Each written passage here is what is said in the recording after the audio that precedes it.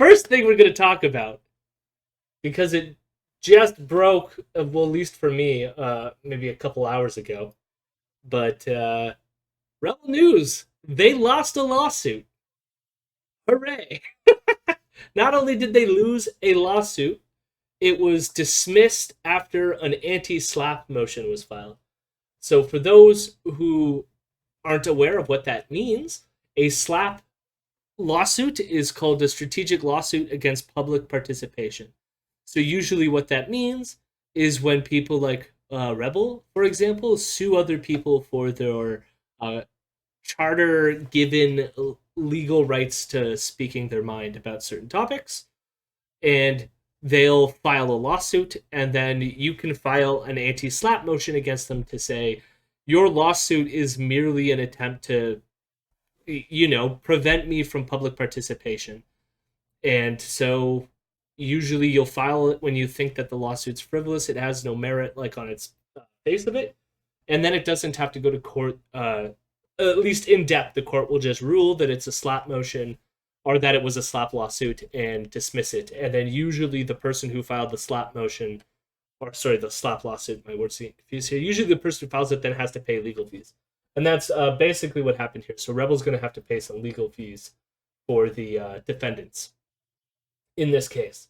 Now, the defendant in this is an individual by the name of Scott Gilmore, who was an editor for Maclean's magazine. And from what I gather, Gilmore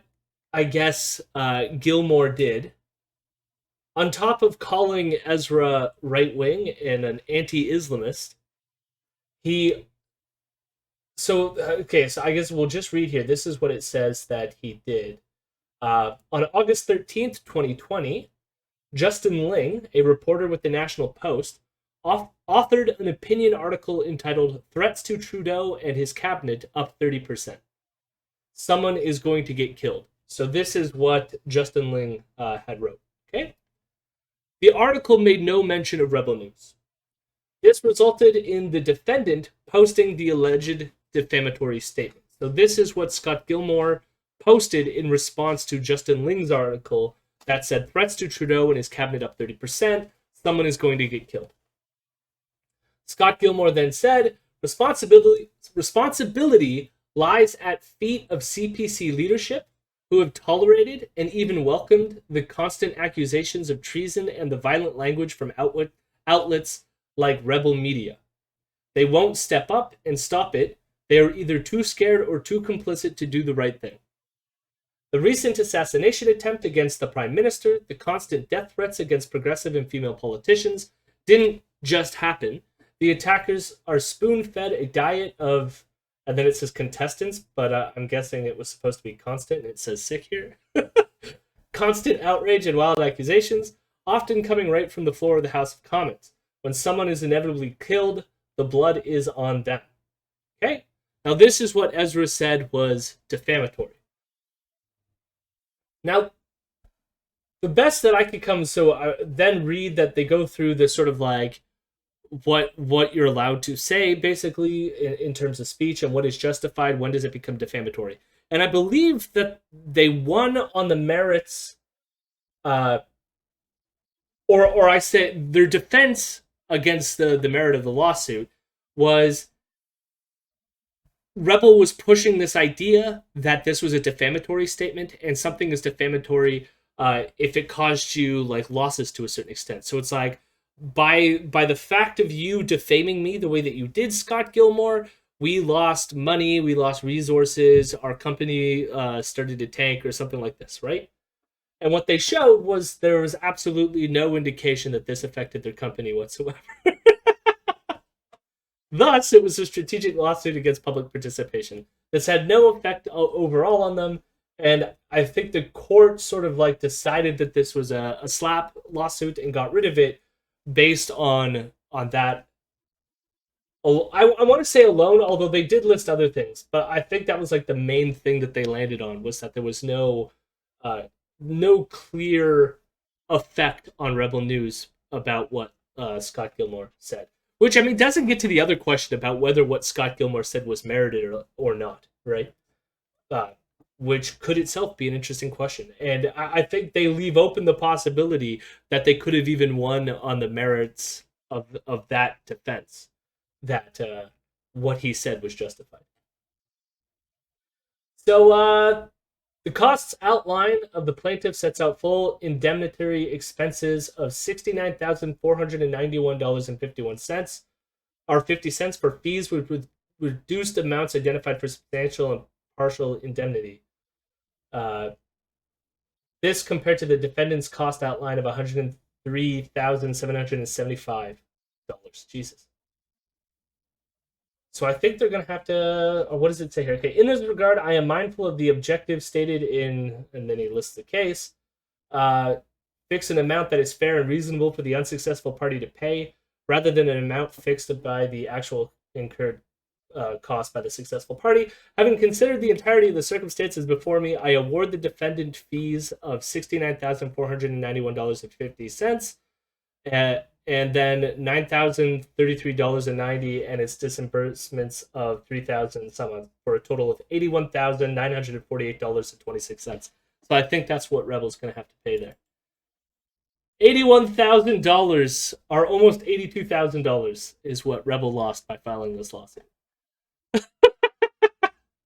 Or they lost more than that because they had to pay for their own lawyers' fees and all that fun stuff.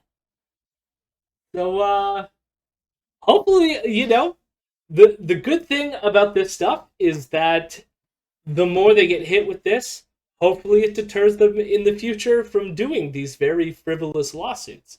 And then people like I, who criticize them constantly, will not have to worry too much about their litigious nature. Yes. $100,000 for being litigious for no reason. Pretty much. Yep. No, they're not good people. And yeah, I don't. The thing is, because then you might ask like why they did this in the first place. And my only guess here is that they knew that or I wonder if they have like a part of their budget to be like, we know we're going to lose these lawsuits, but the pursuing of them and the publicity that arises out of them is something that's going to draw eyeballs to our content and improve our image with the people we want to attract. And so maybe this is a worthwhile expenditure for them, although it's like, for the people who complain that they needed their supporters to send them money for their mortgage this past Christmas. It's out of, that idea is out of step with the image they're trying to portray as well. So, yeah, I don't know why they did it, but good. Fuck them. Glad you lost. We can have a little bit of Schadenfreude in that and enjoy their annoyance with losing another lawsuit. So, hooray! Take the wins when we can get them. It seems that it's an easy way to make money, just accuse them of their own bullshit and then get crowdfunded lawsuit. Yeah, I mean, the funny thing is, let's see when this happened. Or at least when it was initially filed. I guess when was the offensive statement? Oh, it was 2020. I must have heard about this, but I don't remember them promoting it all that much on the show. Because usually they'll do like a promotion thing and have people fund it. But I don't think they made a big deal about this one. It could have been, there was a time there where they were suing a whole bunch of people, including like randoms on Twitter for calling them Nazis. A year's worth of legal work for 90K. Yeah. So, in the words of Two Cars, get fucked, Rebel. Hello, my rebels. Hello, my rebels. I'm a good boy.